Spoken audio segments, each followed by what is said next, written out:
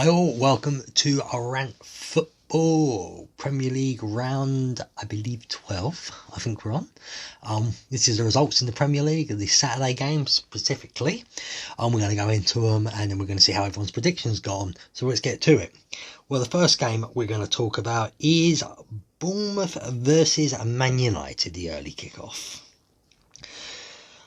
Well, United started well. James was unlucky. Just wide of the post. I don't know if the keeper would have made it or not, but it was a good start for United. After that, they just went bleh. They weren't good after that, I don't think. United tried to get a penalty. Marshall slightly touched, but went down far too easy. Handbags at dawn then, as both clubs are upset. Obviously, Bournemouth are upset for pathetic fall down by Martial. I think he could have stayed up.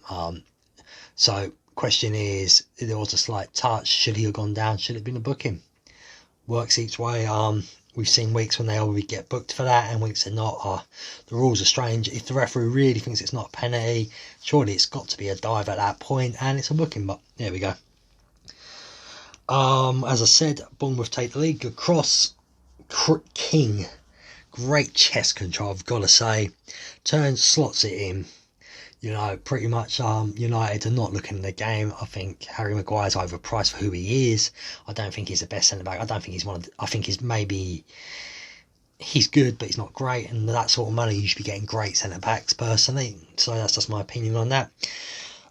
You've got to say United, unlucky towards the end. Is it Greenwood for United? Hit the post. But other than that, Martial and Rashford non-existent this game. They're obviously more worried about winning the smallest cup in English football right now than getting a good league position. There's no hunger in United. There doesn't seem to be any leadership out there. There was points you saw Rashford and Martial both on the same wing together. One of them should be in the area. They've got to start working as a team, personally, for me. Let's move on to the Arsenal game anyway. To me, I didn't see much of this game. It seemed an okay game. Arsenal seemed to control but not being able to make the proper chances they needed. But they did take the lead on the 21st minute. Agbaniang, it was a nice cross. Lacazette, though, got the ball, unselfish, passed it on to Lacazette. Passed it on to Agbaniang, and he sorted a way to give Arsenal the lead. Wolves had a chance, but in this game, I think one of them, Leno, made a great save before half-time to keep it 1-0 to Arsenal. But the second half, Arsenal pretty much fell asleep. And, from a throw-in of all things, they got down the wing and, got the crossing header. The man has won a header against two defenders and still put it in the back of the net. There's problems at Arsenal. The players don't look like they want to play for the manager. And I personally think he should stay because it's great for us who support other teams like Chelsea. But for a unbiased thing, Arsenal need to get rid of him as a manager ASAP. We've got Aston Villa Liverpool. Not really much going to go into this. I'm going to have a little rant here about VAR. Liverpool's goal, the offside was a hand, apparently offside for Liverpool when they were 1-0 down. So, yeah, Villa did take the lead. It was quite shocking, everyone. But 1-0 down, Liverpool had a goal disallowed for offside for a hand. I think it was Firmino. Now, I thought the rules state you can't score with a hand. If it hits your hand, it's disallowed anyway. So, there's no advantage of a hand being offside, in my opinion. And we're talking, if that's the offline, that's it. Pathetic. I think the goal should have stood, personally. I don't like this rule. If a hand is no goal, a hand cannot give you an advantage from an offside then. Quite simple, really. Goal should have stand. Liverpool leave it late on, no. Two great headers, one right at the end of the game, and win it 2-1. Feel sorry for Villa. They really gave them a good game, and they were unlucky not to get any points in this game, personally. We got Brighton versus Norwich. Well, Norwich early on in the game in the first half hit the crossbar, and pretty much that's all they did. It's a boring game to me. This looked like 46th minute, Sunday League, terrible defending from Norwich. Everyone just swiping at the ball and sort of missing it. Brighton shooting just as bad, and Norwich are saved by a high foot that gives them a free kick to get away. Pretty much second half, Brighton start to get control of the game, and they get more and more chances. 68th minute, Brighton finally score. Cross beats Krul at Cross, the player mate gets to it and beats Krul at his near post. Could he save it? Not too sure. It was quite quick, so maybe not. Finishing the game off though, free kick, Cross defender. The defenders for Norwich are ball watching. Plain simple. Duffy takes advantages. He's all on his own in the area from about, I think, 7 yards out. Taps it in. 2-0 Brighton. Game over. Norwich need to realise in the Premier League when they get a couple of chances, they've got to take them, and they've got to be more tighter at the back. This is not the Championship. What we got after that? We'd go Man City, Southampton, I think. Well, Southampton, after losing 9-0 to Leicester the week before, shock everyone here, go 1-0 up against Man City. You've got to play the Man City goalkeeper. Shot comes in, he drops it, should have been easily gathered in. They take the chance, Southampton 1-0. Pretty much the rest of the game, it is Southampton trying to hold on. Eventually, in the second half, Walker, good cross to Aguero, slots it away. Apparently, that was Man City's first shot on target. They had a lot of chances, but they didn't have any on target until that point. And right at the end, Walker slots in the winner for Man City yet again. You got to feel sorry for the Saints. They should have got a point from this game, but this is the difference between Liverpool and Man City. They don't know how to lose, really. They're two great teams, and it's going to be a fight till the final day, I think, between them two for the title. I wish Chelsea's going to be in there, but I'll be happy with top four. What's happened this season? We've got the next game's going to be Sheffield United versus Burnley. 17 minutes in. Good ball forward. Cross, forward. Lovely cross in. Slotted well for Sheffield United. 1-0, 17 minutes. VAR decision, no pen for Burnley. No, well, I can't feel sorry for Burnley. They always think they should have penny, especially their manager. Second half, Sheffield goal, good cross again, 3 yards out. 2-0. Game's pretty much over here. They're dominating Sheffield United at this point. To get the third goal, Burnley are doing silly ball play towards the back. They get it through. Flex slots it in. 3-0 to Sheffield United. As I said, Burnley, this is one of their worst performances of the whole season. They're leaking in too many goals. You just think in the last 2 games, that's 7 goals they've let in. Sean Dice, sorry I had to do it, has to get this sorted ASAP, I think. We go on to West Ham versus Newcastle, wherever I've hidden that. This game was action-packed, actually. I watched quite bits of this online yesterday. So I think I got the highlights of it. Newcastle. So, we'll see. Silly free kick given away by West Ham. Delivery, header, goal, Clark, boom. Simple. Second, terrible defending by West Ham again. Cross miles out. West Ham just watch the ball coming in. And goalkeeper's gone to nowhere's land. And, they've made it 2-0 West Ham. At this point, West Ham's goalkeeper's made many saves. Newcastle should be away and the game should be over at half time. They've had chance after chance, tearing West Ham apart. Pretty much first half's all Newcastle. Second half, Shelby free kick. It's a good free kick, it's a good goal. I think the goalkeeper should have saved it though. He could have done better, but Shelby's hit it well. Keeper's tried to use the excuse he can't see the ball until late. The idea of that is, mate, if you're a wall, you're meant to anticipate it and get ready for the save. Corner dealt with for Newcastle later on. Now West Ham had a corner, they don't deal with it. Newcastle, West Ham slow it away, get it going. Snodgrass right at the end makes it 3-2, but that's really papering the cracks of the scoreline. Newcastle were far the better team. West Ham, who were meant to be a team fight for top 6, maybe even top 4, don't look like a team who's even going to get top half this right now. Not sure what's wrong with them. We've talked about it before, but they need to get it under control and quick. The last game of the weekend, for the Saturdays I should say, is Chelsea. So it's Watford versus Chelsea, isn't it? Didn't watch the whole game, so I should know.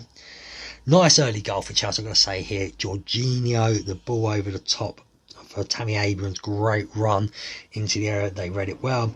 Chips it over Foster. Great goal. 1-0 Chelsea, nice and early.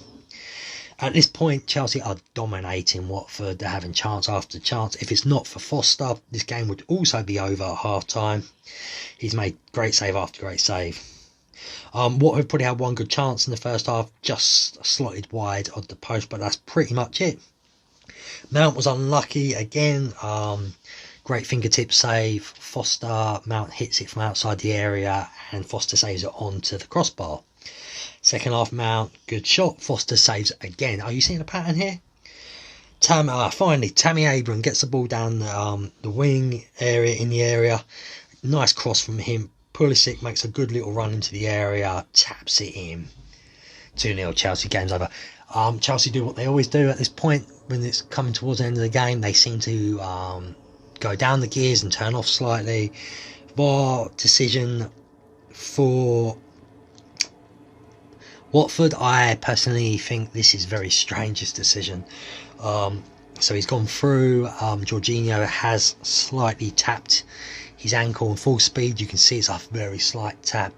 He's still on his feet until he realises that Kepa is going to stop any shot going in. He mysteriously, all of a sudden, his legs give in like Bambi and he falls down.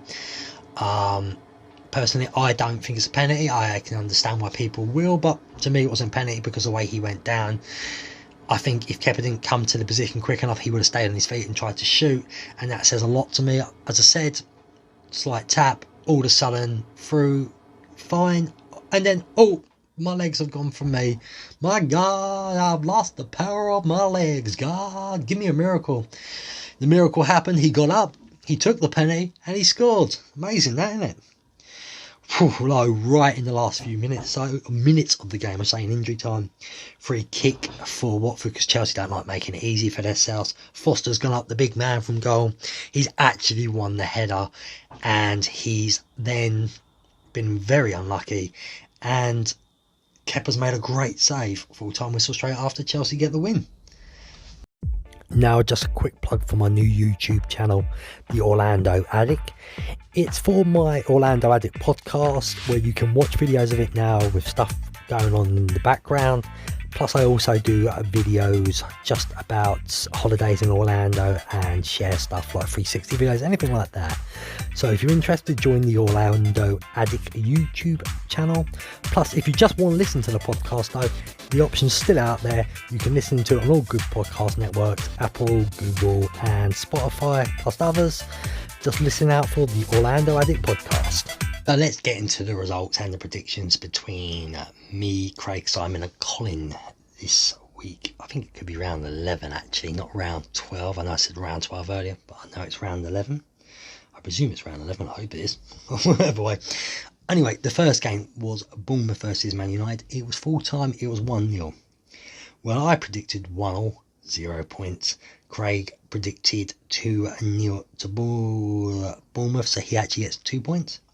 Simon predicted 3-1 to United, 0 points, and Colin predicted 2-0, 0 points. Arsenal versus Wolves, full time 1-0. Well, I predicted 2-0, so I get 2 points. Craig predicted 1-0 to Wolves, 0 points. Simon predicted 3-1 to Arsenal, 0 points. Colin predicted 3-1 to Wolves, 0 points. Aston Villa versus Liverpool, full time was 2-1 to Liverpool. I predicted a 3-0 Liverpool win, 2 points. Craig predicted a 2-1 Liverpool win, so he gets the 3 points. Simon predicted 4-0 to Liverpool, 2 points. Colin predicted 5-1 to Liverpool, 2 points. We move on to Brighton versus Norwich, full time 2-0. I predicted 2-1 to Brighton, 2 points. Craig predicted 3-1 to Brighton, 2 points. Simon predicted also 3-1 to Brighton, 2 points. And Colin predicted 3-0 to Brighton, 2 points. We move on to Man City. Well, I thought it'd be a freshman, but was wrong. Full time it was Man City 2, Southampton 1. Well, I predicted 5-0, so 2 points. Craig predicted 2-0, closest to it really, 2 points. Simon predicted 4-0, 2 points. Colin also predicted 4-0, 2 points. We move on to Sheffield United versus Burnley. Full time 3-0 to the Sheffield United. Well, I predicted 1-0, 0 points. Craig predicted 1-0 to Burnley, 0 points. Simon predicted 2-1 to Sheffield United, so he gets to 2 points. And Colin also predicted a 1-0, so he gets 0 points. West Ham versus Newcastle, full time 3-2 to Newcastle. I predicted 2-0 West Ham. Maybe I should start predicting against them. 0 points. Craig predicted 2-0 also. 0 points. Simon predicted, he had a feeling on this, being a Twin Army fan himself, on a Newcastle win. He predicted 2-1, so he gets 2 points. And Colin predicted 3-1 to West Ham, 0 points. The last game on the Saturday was Watford versus Chelsea, full time.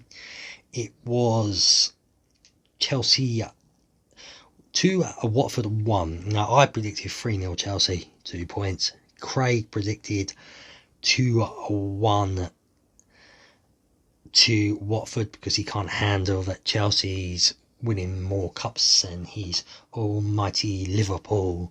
And when Liverpool slip in the league, I will laugh. I hope it happens. Craig, because you have to live in your history then, while we have history and we're still making it. Anyway, Craig predicted 2-1, 0 points. Simon predicted 3-0 Chelsea, 2 points. And Colin predicted 4-0 Chelsea, 2 points. The next two games will obviously be on Sunday. We'll have a little chat about them. I probably won't be able to watch both of them. I'm meant to be out Sundays, so it'll be hard. We'll try and talk about them anyway. Hopefully I'll find a way to see the goals and any highlights of the games. And then we'll do the predictions for them. And then we'll get the mini league table up and see who won between me, Craig, Simon and Colin. So have a little break here and we'll be back with Sunday stuff. See you soon. Welcome back everyone to the Sunday predictions and results. We got Crystal Palace who lost to Leicester City 2-0. I didn't really see much of this game. I saw Leicester's final goal. It was a brilliant bit of football play by their team. And Jamie Vardy's getting his celebration pretending to be like a flying eagle. Wow, the guy was a kicking clearly by away fans, but I'll give him some balls and some props for that. What a celebration. Anyway, I predicted 1-0, 0 points. Craig predicted 2-1 to Leicester. He gets 2 points. Simon predicted 3-0. He gets 2 points. Colin predicts 2-1. He gets to Leicester, he gets 2 points.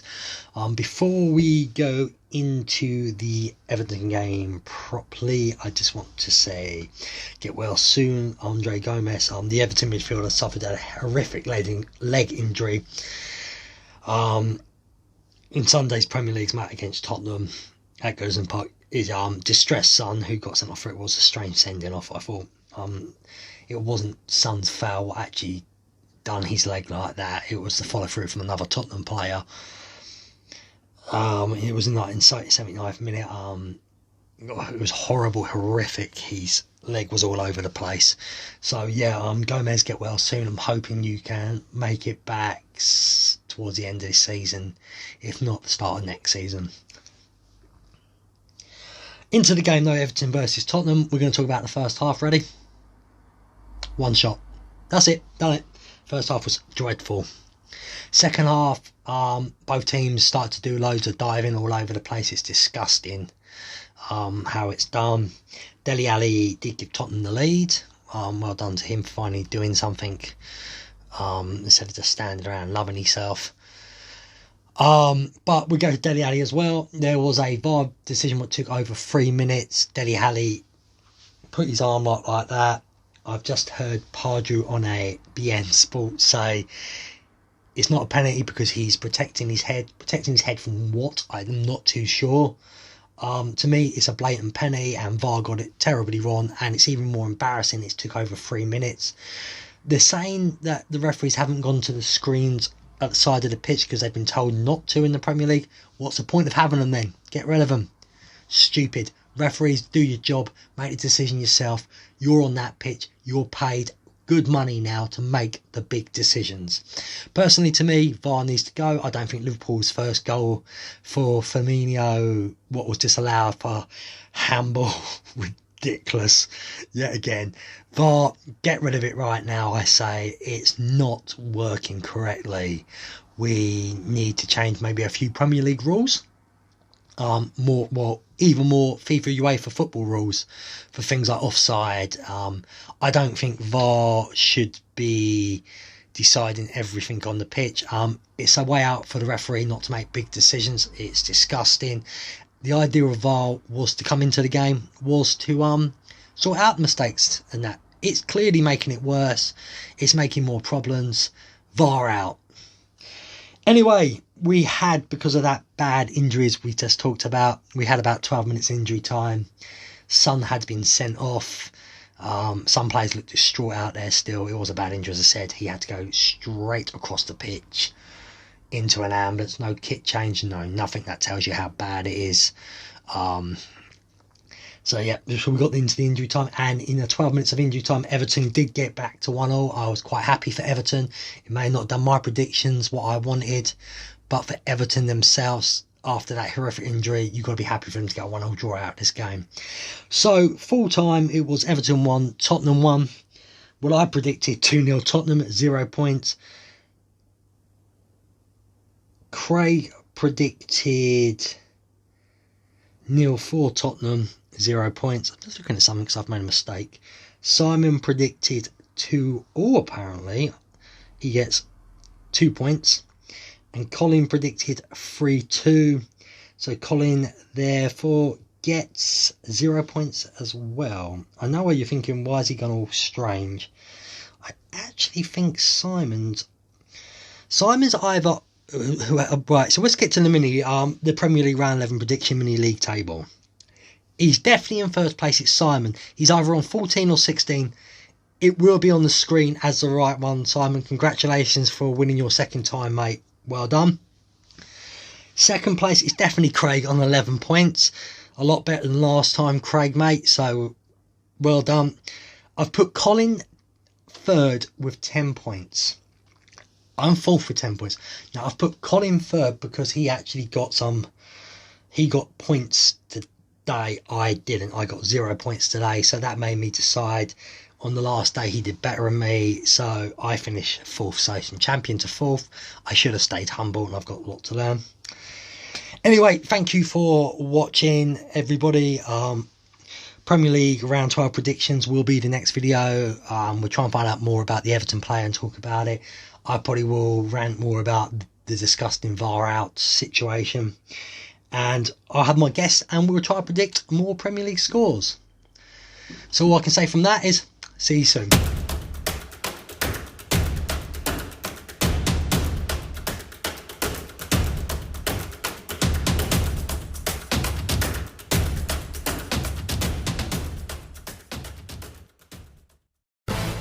All I do is win, win, win, no matter what. Got music on my mind, I can never get enough. And every time I step up in the building, everybody's hands go up.